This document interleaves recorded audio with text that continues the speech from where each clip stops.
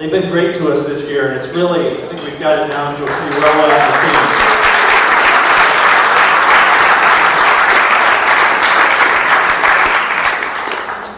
We'll just get right into it. It's Nadja's turn again. So, Nadja? Thank you. I'm going to ask you a question about education. So I'll start with Holly. You give me a chance to this question. Florida's college tuitions have gone up, and Bright Future scholarships amounts have gone down.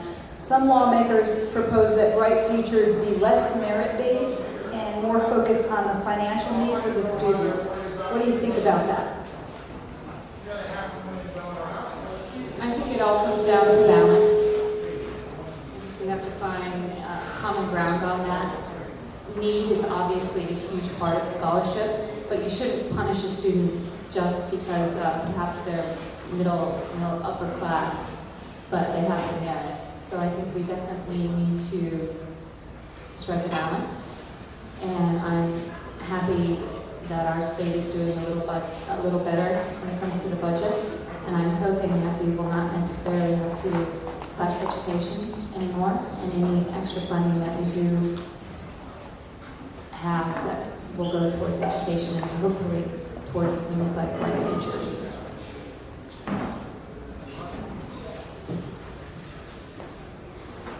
One of the things that I'm committed to is restoring Bright Futures, and I believe in this program, and I think that it should be needs-based. One thing that I'll go back to a lot, and I'm going to keep my answers short about this, but I'm going to go back to this a lot tonight, is that I feel that the priorities that Tallahassee has are somewhat out of whack.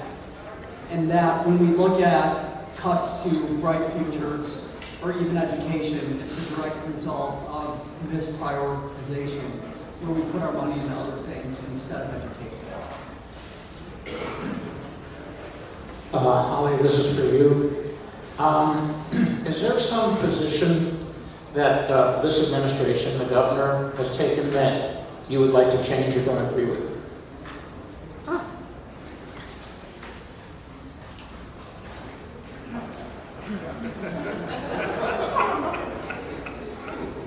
I need to craft this answer carefully here.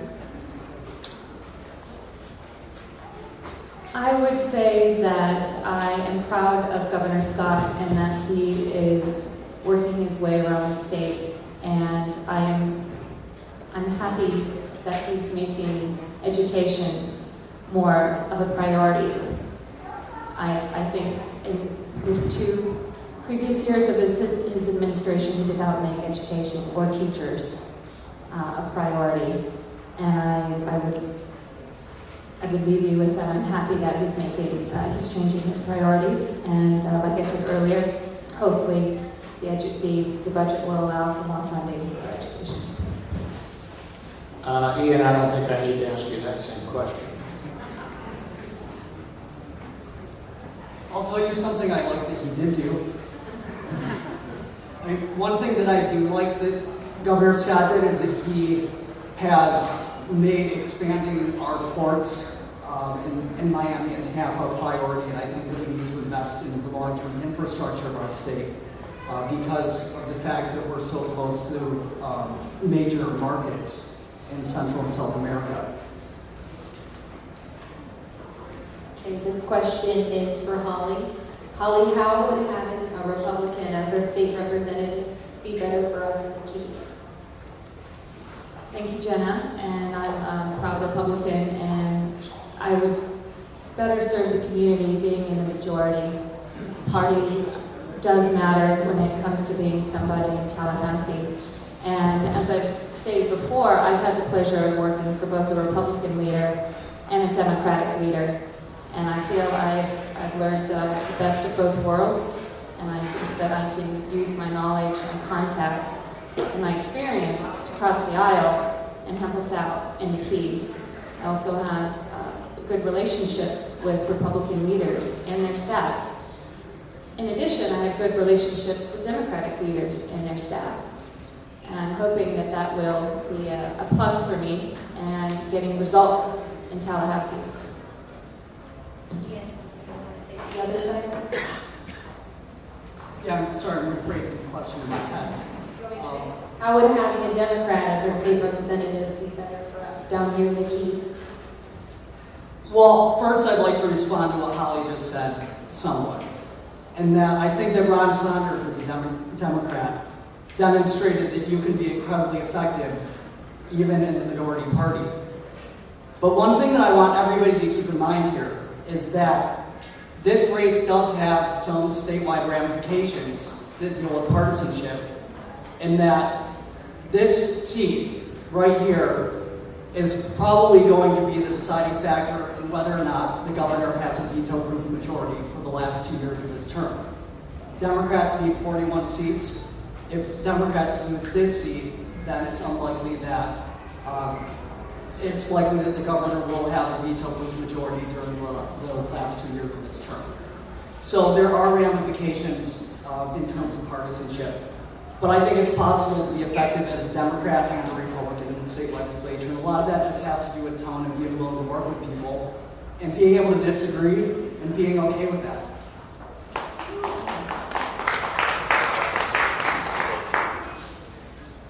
Both of you are on record as opposing the 2011 law that required participants in Florida's retirement system to contribute 3% of their salary to their own pension plans. How do you propose to ensure that Florida's retirement system remains solvent without those contributions? And Holly, we'll start with you. Good question, and as I stated previously, that 3% affected me personally, but I learned to live with it. And I think that we need to look at policies that are not going to bankrupt our municipalities. I think that, once again, we need to take care of the people who paid into the fund, but we also need to be cognizant of taxpayers and what we do with their money. So I think that we've got to probably look at some policies. Obviously, I don't think 3% is going to go away. We'll see what the courts say about that. But we've got to see that the pension fund does not become insolvent. And like I said, I don't think we need to bankrupt our municipalities, but we do need to reform our pension fund. First of all, Florida's pension fund is in pretty good shape compared to other states. I think one of the things that frustrates me is that even though we took this 3% out of paychecks, that didn't go into the pension fund. And what I'm deeply concerned about, especially after meeting with elected officials throughout the district, is that this is going to be decided in court. And there is a chance, based on what we've seen happen before, that the court will say that taking this 3% out violated contracts. And elected officials throughout this district are very worried because the message that's coming out from the governor right now is that if the courts overturn this, the local governments are going to have to pay it back to the employees. It's not going to go to the state. And that's going to be a significant amount of money. We used to require that employees pay a certain percentage of their salary into the pension system, and that was changed in the 1970s because it created instability in terms. It made it difficult to create budget projections because people would need to take all their money out. So I don't really see what's changed since the 1970s when we decided to just eliminate that altogether. And this is compensation. It's not really benefit, it's compensation. It's part of their salary. Richard, can I do another follow-up on that? A policy you stated about the current administration that I may not be for, and that would certainly be one I'd like to take a look at.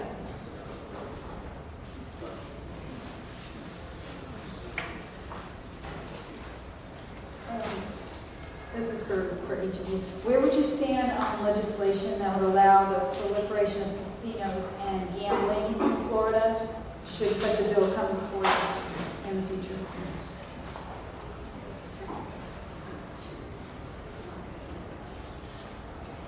In general, I support local control, and I think that what works for the Panhandle doesn't necessarily work for us down in the Keys. So I would support legislation that would allow this issue to be voted on at a local level. in terms of gambling and gaming itself, when they do economic development, when they do the economic studies to determine the impact that it would have on an area, there can be a significant difference depending on the local economy and the demographics and that type of thing. So I think this should be decided locally. If they want to have casinos up in Pensacola, I don't think we should be deciding that down here. Thank you. Naja, I think the debate is over whether we have gaming or not in Florida. We have state-sponsored games, we have lottery, we have pari-mutuels, we have tribal casinos. But when asked to take a vote on that issue, I would want to make sure that the expansion of gaming doesn't change Florida, like Ian said, and what makes us special. And I don't simply want to just say yes because we have tough budgetary decisions to make.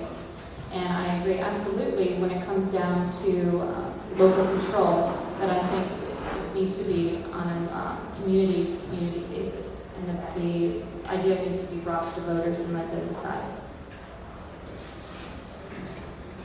Ian, what alliances, specific alliances, would you make in Tallahassee to advance the interest in Monroe County? Well, you know, it depends on each issue. I think one of the great things that's going to happen in the next session is that there's going to be an incredible amount of turnover in the state legislature. Windstorm insurance, for example, is one of those issues that is not a partisan issue. It really comes down to where the districts are located. You have Republicans representing coastal regions that have high windstorm rates and are dealing with some of the same issues as us. And I think that on issues like that, you look beyond partisanship, and these people are representing districts where their voters and their taxpayers are getting gouged too. So there is room for common ground. It's just a matter of identifying it and trying to work together on it. Holly, I asked the same question of you. Sure. And budget, budget, budget. I'm going to figure out who are going to be the fiscal managers of the legislature. I think it all comes down to money. You have to follow the mighty dollar. And I'm not sure who Speaker Weatherford, Speaker Designate Weatherford, is thinking about for his budget chairman, but I'm certainly going to watch closely to see specifically who's going to be the natural resources and environmental budget chairman. I think that's where the wastewater and stormwater funding will come out of. I think that's where we'll see programs like Florida Forever, Everglades Restoration, all of those will be funded through committees and councils like that. In addition, like Ian said, who is going to be the insurance chairman? Who are we going to send FIRM and its army up to meet with? I think those are two areas that we need to focus on. And of course, back to education. I want to maintain our high level of funding. Once again, the budget. Okay, this question is for both of you. Ian, you can start. If it's your voice in Tallahassee, how would you fight to keep windstorm rates low? You know, I'm not going to lie to you. Windstorm is an incredibly tough issue, and it's a tough issue primarily because Governor Scott ran on a platform of getting rid of citizens insurance. And he is deeply committed, almost ideologically, to depopulating it. And the way that he's doing that is by raising our rates here, but also across the state. It's a matter of perspective. We are definitely getting gouged here. But people are seeing their rates go up across the state in order to attract the private insurance market. So the bottom line is, do I think we're going to be able to reduce our rates before we have a governor with a different perspective? Not necessarily. However, as I said before, we can build alliances and possibly veto-proof alliances made up of members of both parties. Then we can actually address this issue. But the governor is not going to sign a bill into law that's going to reduce our rates. And absolutely, it's a bipartisan issue. And what I've told people a lot, and I think I've said before, is it's an inland versus coastal county argument.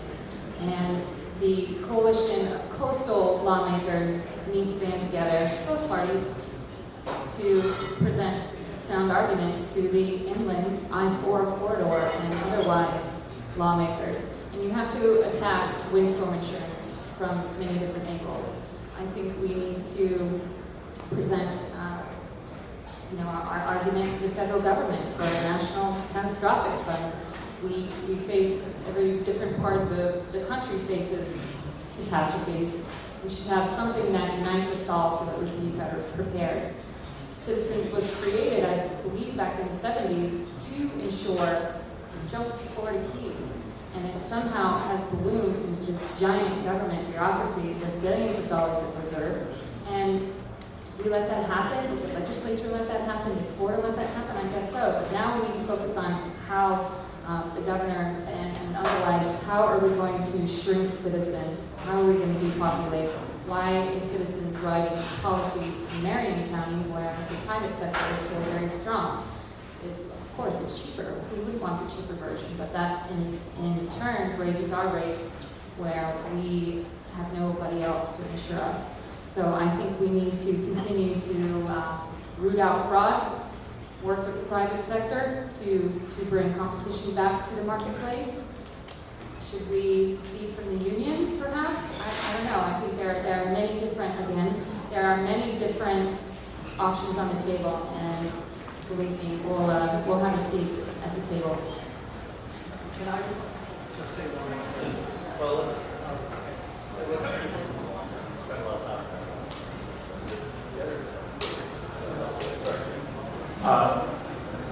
I'm going to ask each of you to get very, very specific. Most of the questions talked about generalities, but this is a question I'm going to ask each of you to be very specific.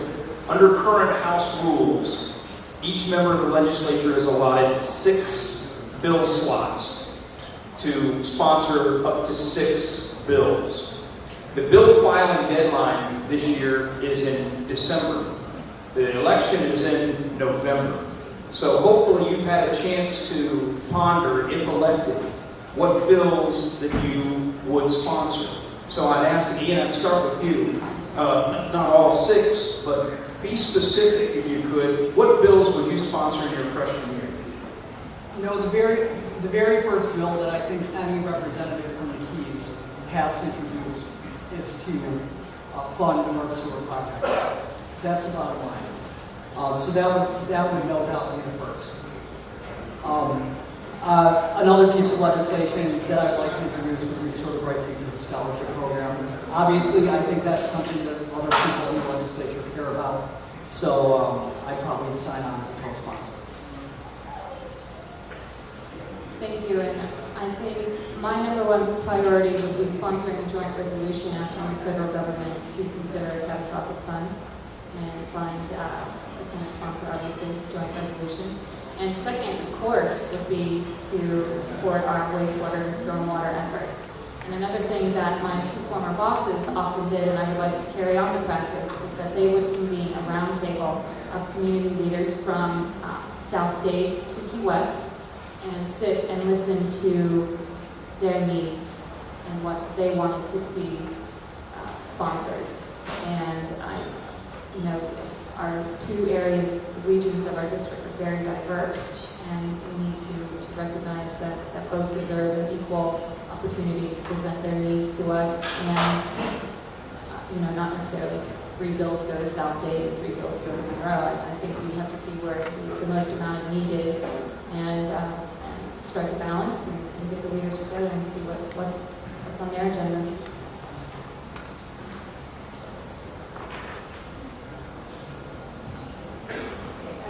Holly first. There's much debate concerning state-mandated standardized testing in our public schools. There are those who believe that this testing mania is detrimental to students, is weakening the quality of education in our public schools and causing a shortage in teachers. Could you tell us your views on this issue? I absolutely believe that the FCAT is flawed, and I think there's much room for improvement. And I think you're going to see the leaders, the education leaders around the state look at that very closely this year. And it's so sad to hear that teachers are teaching to a test. It's very lame. I remember growing up when we had the Iowa test, and we just took a practice test, and a couple weeks later we took the main test, and that was that. You were assessed where you were at your educational career. And it's sad to to see the degradation and the morale so low when it comes to assessments. And I absolutely believe in accountability. I think student learning needs to be measured. We need to figure out a better system. And teachers, educators and parents and administrators need to be held accountable as student achievement is low. I'm sorry, okay. No, in terms of standardized testing, I agree that I don't like the idea of teaching to the test. The other thing that we're looking at right now are end of course exams being a requirement for graduation. And this opens up a whole round of unintended consequences. Primarily, what happens if you, for example, have a military family that transfers in 3 months before graduation and your kids are not prepared for the test. Too often, standardized testing ignores other factors going on that impact student achievement. You don't see many failing schools in high-income areas. So obviously, there are other issues like poverty or their parents working multiple jobs and aren't able to help their kids with homework and that type of thing. So just using standardized testing as the only form of measurement for graduation or tying into school funding is something that I oppose.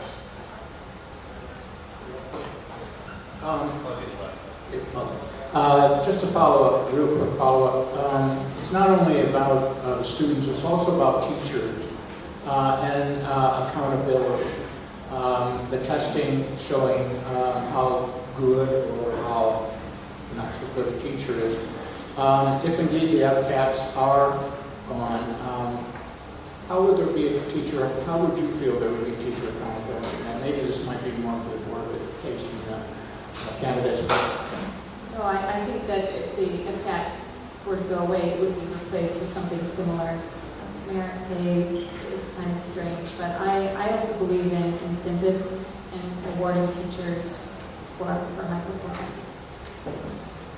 You know, I'm not opposed to standardized testing. I'm opposed to using it as a way to determine whether or not a student graduates or to determine how much money a school gets.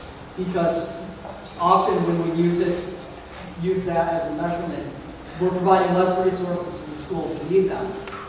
So I support accountability. One thing that I did want to talk about though is I do want to see more accountability with our public dollars when it comes to charter schools. Last week in Broward County, children showed up for school, 2 schools that decided to close up shop with no warning. And this is our taxpayer money, so we need to make sure that how it's spent has some level of accountability. Thank you, guys. One of these two will be our new state rep.